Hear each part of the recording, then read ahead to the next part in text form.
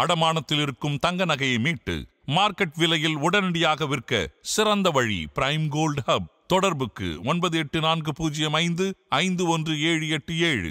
தங்கத்தை மட்டுமல்ல உங்கள் தன்னம்பிக்கையையும் மீட்டுத் தருகிறோம். ஹாலிடேஸ்னாலே அது நம்ம ஜிடி ஹாலிடேஸ் தான்.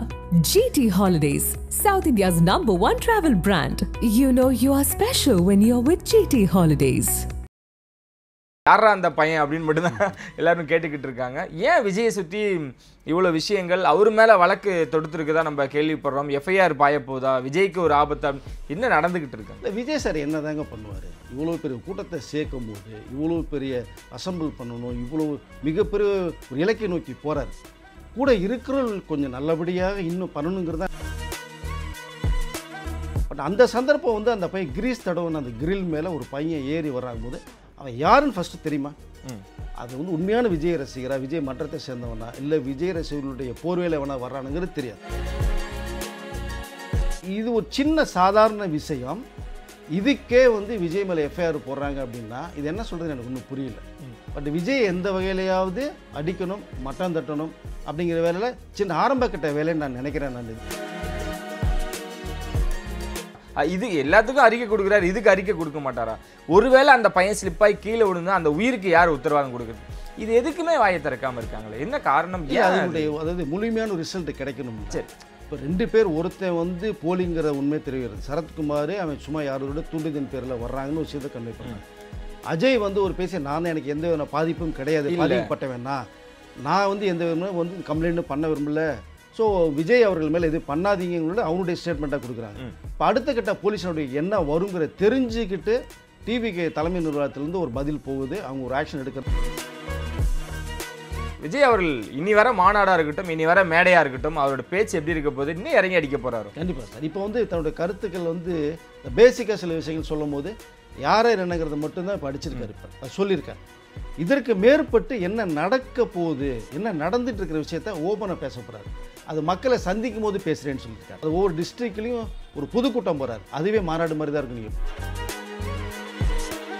ஆதன் சினிமாவில் அனைவருக்கும் ஒரு பெரிய வணக்கம் அண்ட் வெல்கம் டு ஷோ. இன்னைக்கு நம்ம கூட வெங்கி சார் இணைஞ்சிருக்காங்க. வழக்கம் போல் நிறைய சினிமா அப்டேட்ஸ் கேட்டு தெரிஞ்சுக்க போகிறோம். வணக்கம் சார், எப்படி இருக்கீங்க? நல்லா இருக்கேன் சார். நான் கூலியிலேருந்து தொடங்கிறேன். கூலி ரிலீஸ் ஆகி இவ்வளோ நாட்கள் ஆகுது. ஏன் மறுபடியும் அதை பற்றின கேள்விகள் அப்படின்னு வரும்பொழுது சமூக வலைத்தளங்களை பார்க்க முடியுது. இந்த ரிவ்யூஸ் அங்கேருந்தே கொஞ்சம் சர்ச்சை தான் இருந்துக்கிட்டே இருக்குது. படம் ரிலீஸ் ஆகி அடுத்த படமே வரப்போகுது, அதாவது அடுத்த மாதம் மதராசி ரிலீஸ் ஆக போகுது. இன்னும் ஏன் இந்த சர்ச்சை தொடர்ந்துக்கிட்டே இருக்குது? கூலியும் சர்ச்சையும் எதனால் இந்த ஒரு ட்ராவல்ஸ்? இல்லை, ரஜினியை வந்து இப்போ அரசியல் ரீதியாக சில பேர் அட்டாக் பண்ணுறாங்க பல பேரும் போது, இந்த வயசில் ரஜினி வந்து இந்தளவுக்கு இன்னமும் ஸ்டெடியாக இருக்கார், சூப்பர் ஸ்டார் இருக்கார், பல வெற்றி மலை கொடுக்குறாரு அப்படிங்கிற அந்த ஒரு கண்ணோட்டமாக தான் நான் பார்க்குறேன்னு நினைக்கிறேன். பட் என்ன உங்களுக்கு மிக்சட் ரிவ்யூ வந்தாலும் அடிச்சு ரிவ்யூ பண்ணாலுமே கூலியினுடைய அந்த வெற்றியை 500 கோடியை தாண்டி போயிட்டுக்கிறத தடுக்க முடியாது. பட் இன்னும் ஒரே ஒரு விஷயத்தை மட்டும் நான் கண்டிப்பாக பண்ணலாம் நினைக்கிறேன். இது யூஏ கிடைச்சிருந்தால் கண்டிப்பாக அந்த 1000 கோடி கனவுன்னு இருந்தது பார்த்தீங்களா, அது இன்னமும் கனவாகவே தான் இருந்தது. இப்போ அது இருக்குது. ஓகே, பட் யூஏ கிடைச்சிருந்தால் கண்டிப்பாக இது 1000 கோடியை தாண்டி சாலிடாக போயிருக்கும். 1000 கோடி கண்டிப்பாக அடிச்சிருக்கும். என்ன காரணம் சார்? ஏன்னா இப்போ கடைசி வரைக்கும் யூஏக்கு ட்ரை பண்ணாங்க சன் பிக்சர்ஸ் சைடில் இருந்து, ஆனால் கோர்ட் வந்து தள்ளுபடி பண்ணிட்டாங்க. என்ன காரணம்? ஏன் அவ்வளோ வலுக்கட்டாயமாக யூஏ கொடுக்கக்கூடாது அப்படின்றதுல ஏன் தீர்மானமாக இருந்தாங்க? இல்லை, அது ஒன்றும் இல்லை. அவங்க என்ன அந்த வன்முறை காட்சியில் கொஞ்சம் எடிட் பண்ணுங்கள், அந்த நீங்கள் ஃபயர் பண்ணுறது இருக்குது சேரில் கொண்டாந்து, அந்த ஃபயர் பண்ணுறதை கொஞ்சம் ரெடியூஸ் பண்ணி சில, அதாவது அந்த காட்சியை மாற்றி பிளர் பண்ணுங்க சொல்லப்பட்ட சொல்லியிருக்கலாம். அதை லோகேஷ் வந்து கேட்கவே இல்லை. இல்லை, எனக்கு வந்து எதுவாக இருந்தாலும் பிரச்சனை இல்லை, இந்த படம் ஓடுன்ற ஒரு மிகப்பெரிய கான்ஃபிடென்ட் சார். இங்கே தான் அந்த எனக்கு தெரிஞ்சு விடுதலைன்னு நினைக்கிறேன் சார், வெற்றிமாறனோட படைப்பில் வந்தது. சில காட்சிகளை வந்து அவங்க பிளர் பண்ணியும் நீக்கியும் இருக்காங்க. அதை வந்து டைரக்டர்ஸ் கட்டுன்னு சொல்லிட்டு ஓடிடியில் போட்டாங்க. ஸோ அந்த மாதிரி ஒரு ஓடிடி தளத்தில் வரும்பொழுது முழுநீள படமாக வந்துட்டு போகுது. பண்ணியிருக்கலாம், நீங்கள் சொல்கிறது மாதிரி பண்ணியிருக்கலாம். நீங்கள் வந்து விடுதலையில் பார்த்தீங்கன்னா போலீஸ் ஸ்டேஷனில் வரும்போது நியூட் சீன்ஸ்லாம் கூட இருக்கும் உங்களுக்கு. ஓகே, காட்சி அமைப்புக்கு தேவைப்பட்டுச்சு, அதை பிளட்டர் பண்ணி கொஞ்சம் காமிச்சாங்க. அது வந்து அந்த சீன் வந்து பரிதாபம் கிரியேட் ஆச்சு. நீங்கள் அந்த மாதிரி காட்சி அமைப்புக்கு அது ஓகே. பட் இங்கே வந்து இந்த வன்முறையும் வயலன்ஸும் ரொம்ப அதிகமாக இருக்கின்ற ஒரு ரீசன், கோர்ட்டு கேட்டும் சென்சார் போர்டு அடமட்டாக அவங்க இருந்துட்டாங்க. காரணம், நாங்கள் முதலையே சொன்ன அவங்க கேட்கல. ஓகே, நீங்கள் யூஏ தர்றோம், இந்த காட்சி அமைப்புலாம் தூக்குங்க, வன்முறை எடுங்க அப்படிங்கிற விஷயத்த சொல்லியும் அவங்க அந்த ப்ரொடக்ஷன் ஹவுஸும் சரி டைரக்டரும் கேட்கல. ஓகே கிடைச்சாலும் பரவாயில்லன்னு சொல்லிட்டு போனவர்கள் இப்போ ஏன் வேண்டாம் யூஏகேயாக இப்போ வந்து இந்த மனு தாக்கல் செய்கிறாங்க, திரும்பி மறு அப்பீல் பண்ணுறாங்க. அப்படின்னு அவங்க மிகப்பெரிய கேள்விக்குறி வைக்கிறாங்க. ஓகே. இப்போ இதெல்லாம் திரும்பி தூக்குங்க அப்படின்னு சொல்லப்பட்டாலும் அங்கே மிகப்பெரிய கேள்விக்குறியாக இருந்து இப்போ ஹைகோர்ட் என்ன பண்ணிச்சுன்னா அந்த மனு தள்ளுபடி பண்ணிட்டாங்க. ஸோ இந்த வகையில் பார்க்க போனால் லோகேஷை மட்டும்தான் நம்ம வந்து அட்டம்ப்டை வந்து அவர் பண்ண தவறு நம்ம பேச முடியும்.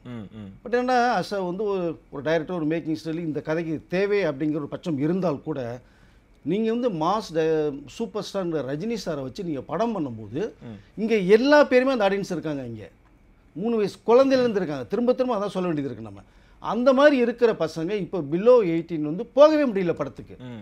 சில சென்டரில் மட்டும்தான் தெரியாமல் போயிட்டு வந்து பார்க்குறாங்க தவிர 99% போக முடியல. இப்போ அதனுடைய வசூல் என்னாச்சு? ஸோ ரஜினி சார் படம் பார்க்க முடியலைங்கிறது என்னாச்சு? அந்த பசங்களை விட்டுட்டு பேரண்ட்ஸும் போக முடியல. அப்போது ஒட்டுமொத்தமாக பார்த்தீங்கன்னா இந்த ஏ சர்டிஃபிகேட்டோட நார்மலான ஒரு ஸ்கிரிப்ட் ரஜினி சாருக்கு ஏற்ற ஸ்கிரிப்டும் நான் சொல்லவே முடியாது. எனக்கு நான் நிறைய படங்களை பார்த்து எவ்வளோ நம்ம வந்து பாராட்டியிருக்கோம். பட் இந்த ஸ்கிரிப்டை பொறுத்த மட்டும் ரஜினி சாருக்கு ஏற்ற ஸ்கிரிப்டானா அதுவும் கொஞ்சம் இல்லைன்னா நான் சொல்லு என்னோட பார்வை சொல்லுவேன். ஓகே. பட் இன்னும் கொஞ்சம் நீ கிடைச்சிருக்கிறது ஒரு ரஜினி கிடைச்சிருக்க அவங்க கையில் அதை எப்படி உருவாக்கணும் உங்களுக்கு ஃபுல் ஃப்ரீடம் கொடுக்கப்பட்டுச்சு. 2 வருஷம் இந்த ப்ராஜெக்ட் இது. பட் அதுக்கு மீறி கதையை உருவாக்கிட்டீங்க. சரி ஓகே இதுதான் ஓகேன்னு சொல்லிட்டீங்க. ரஜினி சார்ட்டே சொல்லிட்டீங்க. அவரு பரவாயில்ல ஓகேன்னு முடிவு பண்ணிட்டாங்க. டைமிங் டியூரேஷன் கம்மி ஆரம்பிக்கணும். ஸ்டார் காஸ்ட் எல்லாம் பேன் இண்டியா ஃபிலிமை உருவாக்குறீங்க. ஷூட்டிங் எக்ஸ்பீரியன்ஸை பற்றி கவலைப்படைன்னு சொல்லிட்டாங்க ப்ரொடக்ஷன் ஹவுஸ். எவ்வளோ நாளும் பரவாயில்ல. அப்போ நீங்கள் இந்த இவ்வளோ ஃப்ரீடம் இருக்கும்போது அஸ் ஒரு டைரக்டராக வந்து எந்த அளவு கொண்டு போயிருக்கணுங்கிற ஒரு விஷயம் ஒன்று இருக்குது.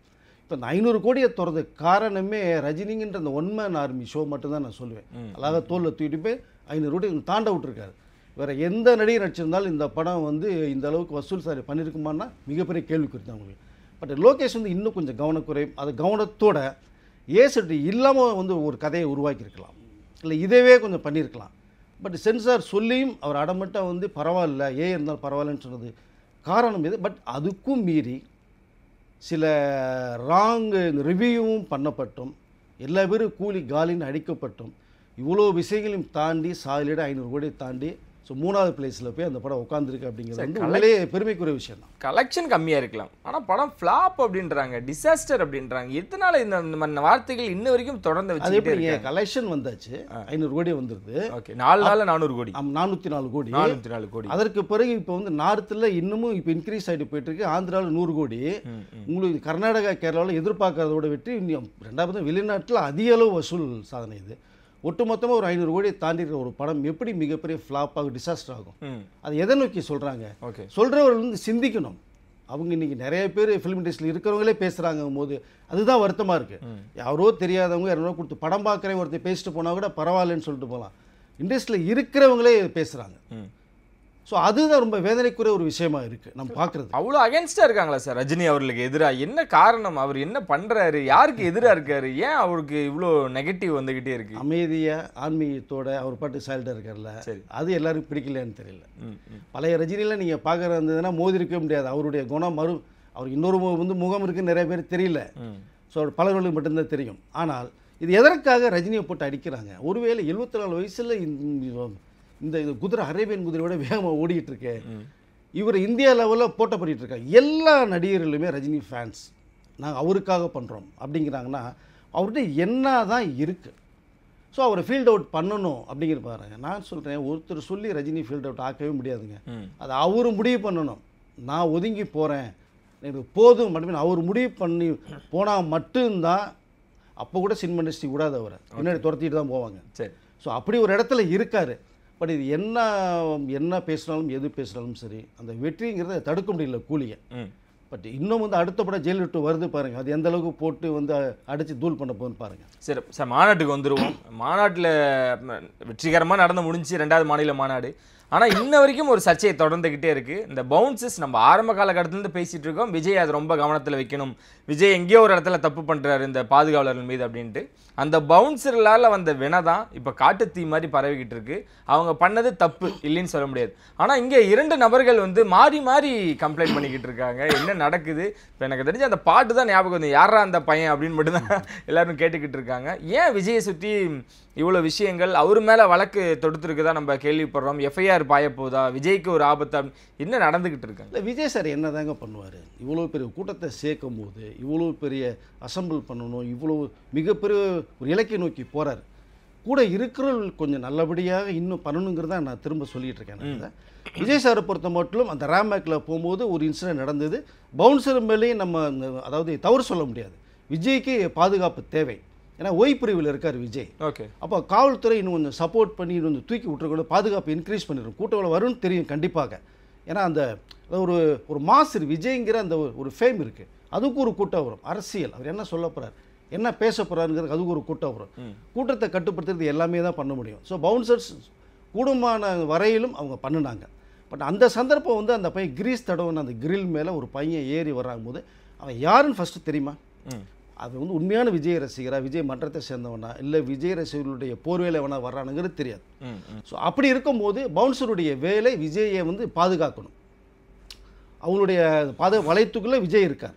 இப்போ அதுக்கு மீறி வரும்போது அவங்க என்ன பண்ணுறாங்கன்னா தூக்கி பண்ணும்போது ஸ்லிப்பாக அது அவங்களுக்கு ஸ்லிப்பாக இன்னொரு பவுன்சர் வந்து வெரி சாரி வேற கேட்குறாரு, அந்த பையன்கிட்ட கேட்குறாரு.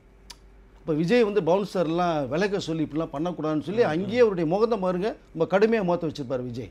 அதெல்லாம் பண்ணக்கூடாது, தேவையில்லை, தயவுசெய்து போங்கன்னு சொல்கிறார். அப்போது விஜய் வந்து கூடமான மட்டும் அந்த மாநாட்டை சிறப்பாக நடத்தி சிறப்பாக பேசிட்டு நம்ம யாருங்க செல்வா காமிக்குங்கிற அந்த ஒரு பார்வையில் போயிட்டுருக்காரு. உடன் இருப்பவர்கள் தான் இன்னும் கொஞ்சம் பாதுகாப்பு கொடுத்து ஸோ வர்றவங்களை பாதுகாக்கணுங்கிறத ஒரு மேட்ரு. ரெண்டாவது ஒரு எஃப்ஐஆர் ஃபைல் பண்ணியிருக்கு விஜய் மேலே குற்றவாளி அப்படிங்கிற மாதிரி ஒரு தகவல் எஃப்ஐஆர் ஃபைல் பண்ணியிருக்காங்க. பட் அதுக்குள்ளேயும் பாருங்கள், இப்போ நான் ஏற்கனவே நம்ம மாதனில் பேசியிருக்கோம், அரசியல் இறங்கிட்டார், நிறைய விஷயங்களில் விஜய் அடிக்க ஆரம்பிப்பாங்க அப்படின்ட்டு. இப்போ இதுவே பாருங்கள், பெரம்பலூர் மாவட்டத்திலிருந்து ஒரு பையன் சரத்குமார் அவன் தான் நான் தான் சொல்லி ஒரு ஸ்டேட்மெண்ட் கொடுக்குறான். அவங்க அம்மா பேசுகிறாங்க, முதல்ல மறுப்பு தெரிவிக்கிறான், திரும்பி யாரும் தூண்டுதலில் திரும்பி எஸ்பி ஆஃபீஸில் கம்ப்ளைண்ட் கொடுக்குறான், விசாரணை வருது. எஃப்ஐஆர் வந்து இங்கே ஃபைல் பண்ணல, ஆக்சுவலாக எங்கே பாதிக்கப்படணும் அந்த ஸ்டேஷன் அந்த பார்டரில் தான் பண்ணணுங்கிற ஒரு விஷயம் பேசப்பட்டுக்கிட்டு இருக்கு. அதுக்கு மீறி இங்கே எஃப்ஐஆர் ஃபைல் பண்ணுறாங்க. விஜயும் 10க்கு மேற்பட்ட பவுன்சர் மேலேயும் பதிவு பண்ணுறாங்க எஃப்ஐஆர். பட் இதற்கு பிறகு பார்த்தீங்கன்னா உண்மையான யார் அந்த பையங்கிறத அஜய்னு ஒரு பையன் விழுப்புரம் அந்த டிஸ்ட்ரிக்ட் நான் தான் அவன் செல்ஃபி வீடியோலாம் எடுத்து அவன் வந்து கிளியர் பண்ணுறான். ஸோ அப்போ இது ஒரு சின்ன சாதாரண விஷயம், இதுக்கே வந்து விஜய் மேலே எஃப்ஐஆர் போடுறாங்க அப்படின்னா இது என்ன சொல்கிறது எனக்கு ஒன்றும் புரியல. பட் விஜய் எந்த வகையிலையாவது அடிக்கணும், மட்டம் தட்டணும் அப்படிங்கிற வேலையில் சின்ன ஆரம்ப கட்ட வேலைன்னு நான் நினைக்கிறேன் நான் இதை. பட் இதற்கு மீறியெல்லாம் தெரியும் விஜய் இதோடலாம் இன்னும் மேற்கொண்டு வரதான வாய்ப்புகள் நிறையா இருக்குது அவருக்கும் தெரியும். இல்லை சார், விக்கிரவாண்டியில் போடும் பொழுது அந்த ரேம்ப் வாக்கில் அப்படியே ஏறினாங்க, அது கட்டுப்படுத்த முடியாது அந்த இளைஞர்களை. ஏன்னா விஜயை சேரக்கூடிய இளைஞர்களை கட்டுப்படுத்த முடியாது அப்படின்றது அவருக்கே தெரியும். அதனால தான் மதுரையில் வந்து ஜல்லிக்கட்டு காளைகள் மாதிரி நீங்கள் இருக்கீங்க அப்படின்னு விஜய் அதை மென்ஷன் பண்ணுறாரு. ஸோ அதுதான் இங்கே நடக்க போகுது, அதுவும் மதுரையில் நடக்க போகுதுன்றது எப்படி நடக்கும்ன்ற எதிர்பார்ப்பு நம்மளுக்கே இருந்தது. அப்படின்றப்போ ஒன்று அதை கட் பண்ணியிருக்கலாம். இன்னொரு விஷயம், இவ்வளோ தூரம் நடந்திருக்கு, விஜய் தரப்புலேருந்து ஏன் யாருமே வாயை திறக்க மாட்டுறாங்க? இன்னும் சொல்லணும்னா அங்கே இருக்கக்கூடிய நிர்வாகிகள்லாம் அந்த 2 பசங்களையும் அணுகுனதால நம்ம கேள்விப்படுறோம். தலைமையிலேருந்து ஏதாவது ஒரு அறிக்கையோ ஏதாவது ஒரு விஷயங்கள் சொன்னால் தானே சார் மக்களுக்கு தெரியும். இப்போ மக்கள் பார்க்குறவங்க என்ன நினைக்கிறேன், விஜய் அப்போ என்ன நடந்தாலும் வேடிக்கை தான் பார்க்குறாரா, விஜய் எதுவுமே பேச மாட்டாரா, இது எல்லாத்துக்கும் அறிக்கை கொடுக்குறாரு, இதுக்கு அறிக்கை கொடுக்க மாட்டாரா, ஒருவேளை அந்த பையன் ஸ்லிப்பாகி கீழே விழுந்தா அந்த உயிருக்கு யார் உத்தரவாதம் கொடுக்குறது, இது எதுக்குமே வாயை திறக்காமல் இருக்காங்களே, என்ன காரணம்? அதாவது முழுமையான ரிசல்ட் கிடைக்கணும்ல. சரி, இப்போ 2 பேர், ஒருத்தன் வந்து போலிங்கிற உண்மை தெரிகிறது, சரத்குமார் அவன் சும்மா யாரோட தூண்டுதன் பேரில் வர்றாங்கன்னு ஒரு விஷயத்தை கன்வே பண்ணாங்க. அஜய் வந்து ஒரு பேசி நான் எனக்கு எந்த வித பாதிப்பும் கிடையாது, பாதிக்கப்பட்டவேன்னா நான் வந்து எந்த விதமும் வந்து கம்ப்ளைண்ட்டும் பண்ண விரும்பல, ஸோ விஜய் அவர்கள் மேலே எதுவும் பண்ணாதீங்களோட அவனுடைய ஸ்டேட்மெண்ட்டாக கொடுக்குறாங்க. இப்போ அடுத்த கட்ட போலீஸனுடைய என்ன வருங்கிற தெரிஞ்சுக்கிட்டு டிவிக்கு தலைமை நிர்வாகத்திலேருந்து ஒரு பதில் போகுது, அவங்க ஒரு ஆக்ஷன் எடுக்கிறதா எனக்கு தகவல் வந்திருக்காங்க. விஜய் இது என்னென்ன ரிசல்ட் தெரிஞ்சுக்கிட்டு பேசுவோன்னு வெயிட் பண்ணுறாரு. இனி இந்த பவுன்சஸ் அப்படின்ற ஒரு விஷயம் கடைப்பிடிப்பாரா, தொடருவாரா இல்லை கைவிட்டுருவா? இல்லை, பவுன்சர்ஸ் கண்டிப்பாக தேவை தான் சார். பட் நீங்கள் சொல்கிற மாதிரி ரேம்பாக் தேவையா அப்படின்னு இப்போ கேட்டீங்க நீங்கள். என்னோட பார்வைக்கு என்ன பண்ணுறதுன்னா, அவர் விஜய் சாதாரண ஒரு மனிதனாக ஒரு அரசியல் கட்சி தேவைன்னா ரேம்பாக் தேவையில்லை. ஸ்டேஜில் பேசுனா உட்கார போகிறாங்க போகிறாங்க, இது வந்து தானாக சேர்ந்த கூட்டம். அவர் 500 ரூபா பணம் தரல, 1000 ரூபா பணம் தரல, பிரியாணி தரல, கோட்டர்லாம் தரல, தன் அன்பால் சேர்ந்த கூட்டம் மாதிரி தானாக சேர்ந்த கூட்டம் தான் இந்த கூட்டம் அவருக்கு. அதன் பிறகு அந்த ரேமாக்கு போனோம்னா நம்மளை பார்க்குறதுக்கு நிறைய பேர் இருக்காங்க. இப்போ எம்ஜிஆர் அவர்களுக்கு எந்த அளவுக்கு ஒரு ஃபேம் இருந்தோ அதே தான் கிட்டத்தட்ட விஜய் அவர்களுக்கு இருக்குன்னு தான் சொல்ல முடியும். இதற்கு முன்னாடி விஜயகாந்த் அவர்களுக்கு இருந்துச்சு. ஸோ அதனால் இந்த ரேம் பேக் மூலமாக ஒரு போனாங்கன்னா ஃபேன்ஸு பார்ப்பாங்க, அவங்களுடைய அந்த செலிப்ரேஷனை வந்து இவர் கை காமிச்சு ஆட்டி மாலை போடுறது அந்த துண்டு கொடுக்குறதெல்லாம் பார்த்துட்டு வாக் பண்ணிட்டு வந்தாங்கன்னா ஃப்ரீயாக வாங்குற அந்த ஒரு தாட்ஸ் தான். பட் அடுத்த கட்டம் போகும்போது எனக்கு தெரிஞ்ச வரைக்கும் அடுத்த மாநாடு வந்து நடக்கிற வாய்ப்புகள் கம்மி தான். இனி மக்களை சந்திக்கிறது உள்ளே இறங்க போகிறோம். இப்போ மாநாடு இனிமேல் தேவையில்லை. கோயம்புத்தூர்ல அடுத்த மாநாடு அப்படின்னு நம்ம கேள்விப்படுறோம், வாய்ப்புகள் இருக்குங்களா? கோயம்புத்தூர்ல ஆல்ரெடி எனக்கு பூத் கமிட்டி மாநாடு போட்டிருந்தாரு, அதுக்கே வந்து அலப்பறை கொடுத்துட்டாங்க. அடுத்து கோயம்புத்தூர்ல மாநாடும் பொழுது இன்னும் எப்படி சார் இருக்க போகுது வாய்ப்புகள்? இல்லை கோயம்புத்தூர் அதாவது இந்த எலெக்ஷன் முன்னாடி 3 மாநாடு தான் பிளான் பண்ணாங்க. ஒன்று விக்கிரவாண்டி ஒன்று, மதுரை ஒன்று போட்டாச்சு. அடுத்து கோயம்புத்தூர், திருநெல்வேலி ஒன்று இருந்துச்சு. இப்போ கோயம்புத்தூர் தான் ஒரு மேட்ரு போய்கிட்டு இருக்கு.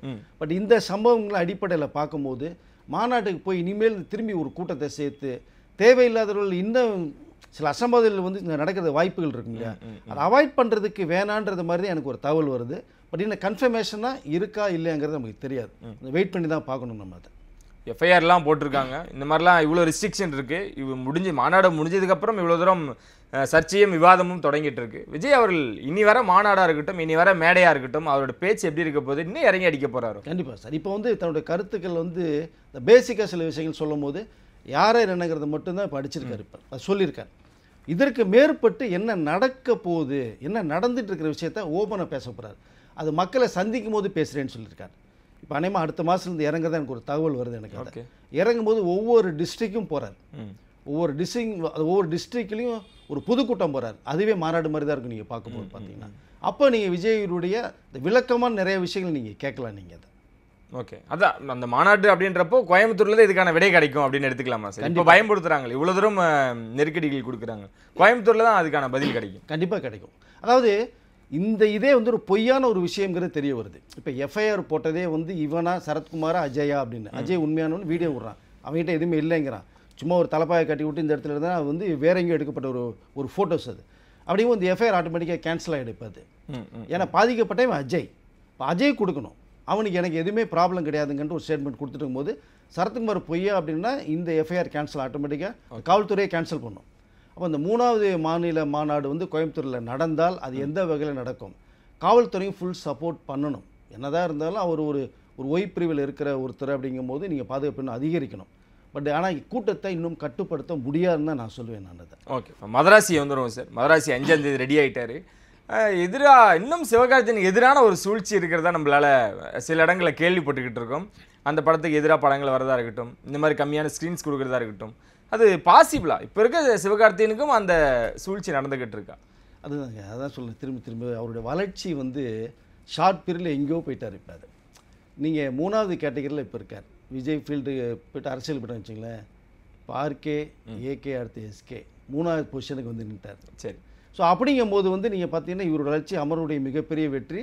இன்றைக்கி சம்பளமும் பார்த்தீங்கன்னா இவருக்கு மேலே இருந்தவர்கள் எல்லாத்தையும் விட இப்போ இவர் சம்பளத்தில் மேலே போயிட்டார். நேமே சொல்லிடுவோம் சார். ஏன்னா இப்போ சூர்யாவுக்கும் சிவகார்த்திகேயனுக்கும் என்ன நடந்துச்சு, திடீர்னு எப்படி சார் அங்கே ஒரு பூகம்பம் கிளம்பி இருக்கு? அதுதான், அதாவது அவருடைய தொடர் தோல்விகள் ஒரு பக்கம். 2வது 2D கம்பெனி போய் ஸ்டாப் பண்ணிட்டாரு. ரெட்ரோ ஓரளவு பேசப்பட்ட படம். இப்போ கருப்பு கூட பார்த்தீங்கன்னா இந்த தீபாவளி ரிலீஸ் ஆக வேண்டியது ஜனவரி தள்ளி போகுது. ஓகே. ஸோ இந்த வகையில் பார்க்கும்போது இவருக்கு எதிர்பார்ப்புகள் அதிகமாக இருந்துகிட்டு இருக்கு. ஏன்னா முருகதாஸ் வந்து சூர்யா கஜினிகர் எப்படி ஒரு படம் கொடுத்தாருன்னு தெரிய வரும். ஒருவேளை இந்த படம் வெற்றி அமைஞ்சிட்டால் ஸோ எஸ்கேவுடைய ஸ்டேஜ் எந்த லெவலுக்கு இருக்கும்? மிகப்பெரிய ஒரு பொசிஷனில் போய் உட்காந்துக்குவார். அப்போது இவருடைய வளர்ச்சியும் அடிக்கிறதுக்கான சில அண்டர்கிரவுண்ட் வேலையும் போய்கிட்டு இருக்கு. பட் நான் என்ன சொல்கிறேன்னா, ஒரு வெற்றி யாரையும் தடுக்க முடியாது. சிவகார்த்திகேயனுடைய வளர்ச்சி யாரையும் தடுக்க முடியாது. ஒரு பக்கம் தனுஷ் ஒரு பக்கம் பேசப்பட்டு இருந்தாலும் இப்போ சூர்யா ஒரு பக்கம் கிளப்பி விட்றாங்க மேட்டரை. பட் அவர் எல்லாருக்குமே எல்லாருடைய ஃபேன்ஸுகளையும் எல்லா ஆர்டிஸ்ட்டுமே ஸ்டேஜில் அழகாக ஒரு விஷயத்தை வந்து கன்வே பண்ணார் எஸ்கே. பட் அங்கே அவருடைய மனசை நம்ம பார்க்க வேண்டியதாக இருக்குது. பட் இந்த மதராசி படம் நல்லா வந்திருக்கதா எனக்கு ஒரு தகவல் வந்திருக்கு. ஓகே. படமும் வந்து வெற்றி பெற வாய்ப்புகள் நிறையா இருக்குது. காரணம் ஒரு துப்பாக்கியும் சரி, ஒரு கஜினியும் சரி, 2-3 சேர்ந்த ஒரு தீனாவும். ஸோ இந்த 3 படங்களுடைய கலவை தான் மதராசி மாதிரி. ஏன்னா இவரெல்லாம் ஒரு ஸ்டார் வேலையை கொண்டு போய் நிப்பாட்டினார். விஜய்க்கு வந்து ஒரு துப்பாக்கியும் சர்க்கார் எந்த அளவுக்கு கொண்டு நிப்பாட்டினார் விஷயம். நம்ம 2 தோல்வி படங்களை வச்சு நம்ம உடனே வந்து முருகதாஸ் வந்து டக்குன்னு உடனே நம்ம வந்து ஒரு அண்டர் எஸ்டிமேட் போட முடியாது. நம்ம அதை அதுக்கு முந்தைய வெற்றி படங்கள் நிறையா இருக்குது. இல்லை சார், இந்த ஸ்டேஜில் அஜித் அவர்களையும் விஜய் அவர்களையும் சொல்கிறாரு. அதுக்கப்புறம் இருக்கக்கூடிய அதுவும் குறிப்பாக தனுஷ் அவர்களையும் சூர்யா அவர்களையும் சொல்லியிருந்தா சூர்யா அவர்களை சொல்லணும்னு கூட இல்லை, தனுஷ் அவர்கள் பேரை சொல்லாத காரணம் என்னவா எடுத்துக்கலாம்? அது வேண்டாம்னு நினைக்கிறாரோ? இல்லை, அதுதான் ஏற்கனவே ஒரு ஸ்டேஜில் வந்து ஒரு ஆடியோ லான்ச்சில் வந்து சிவகார்த்திகேயன் பேசின விஷயம் மிகப்பெரிய அளவில் கான்ட்ரவர்சி ஆக்கப்பட்டுச்சு.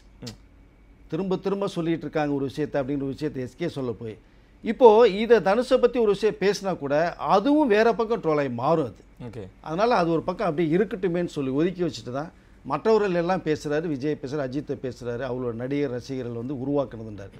இவரும் அதே மாதிரி தான்.